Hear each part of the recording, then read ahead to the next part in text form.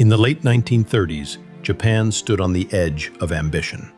Its naval command sought the impossible, a fighter so light, so agile, and so dominant that it could crush any opponent across the Pacific. From the factories of Mitsubishi emerged the A6M Zero, a marvel of engineering that would soon define the early air war. Yet, like many symbols of perfection, it carried the seeds of its own destruction. Designed by Jiro Horikoshi, the Zero was revolutionary. Its lightweight aluminum frame and massive fuel range made it untouchable in the skies. Japan's doctrine demanded a plane that could fly farther and fight longer than any Western aircraft. The cost was clear: no armor, no self-sealing tanks, and no margin for error. When Japan struck Pearl Harbor in December 1941, the Zero became a ghost in the sky. American pilots called it invincible. It turned sharper, climbed faster, and struck without warning. In the Pacific, the Zero reigned supreme over the Philippines, Singapore, and Burma. For nearly a year, Allied forces had no answer. Japan's early victories bred overconfidence. Military planners ignored lessons of attrition and innovation. The Zero's design, flawless for 1940, became fragile by 1943. As the Allies improved their tactics and developed tougher aircraft, like the F-6F Hellcat and P-38 Lightning, the Zero's weaknesses became fatal.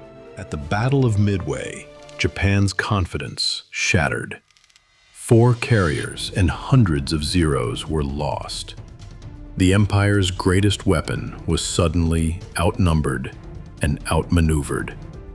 The pilots who once dominated the skies were now dying faster than Japan could replace them. The Zero, once a symbol of dominance, became a symbol of desperation.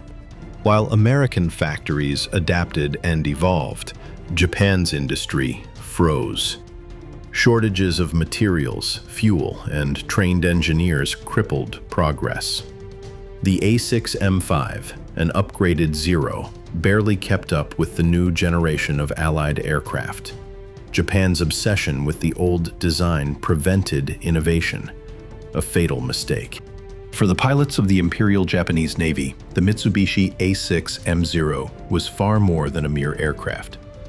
Introduced in 1940, it quickly became the symbol of Japan's early dominance in the Pacific, celebrated for its unprecedented maneuverability, long range, and lethal precision.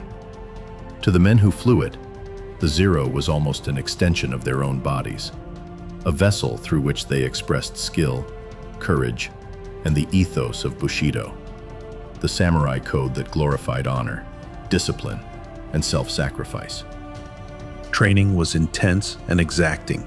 Young pilots were pushed to their physical and mental limits, learning not just aerial tactics, but also the spiritual framing of combat. To die in battle was not failure, but the highest form of service to the emperor and the nation.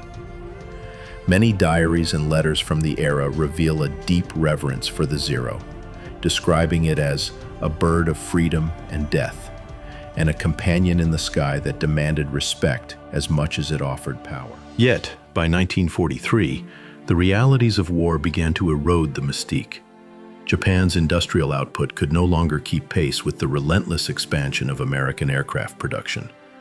Materials, fuel, and experienced mechanics were in constant short supply. Pilots often received planes with worn engines, patched airframes, and outdated instruments.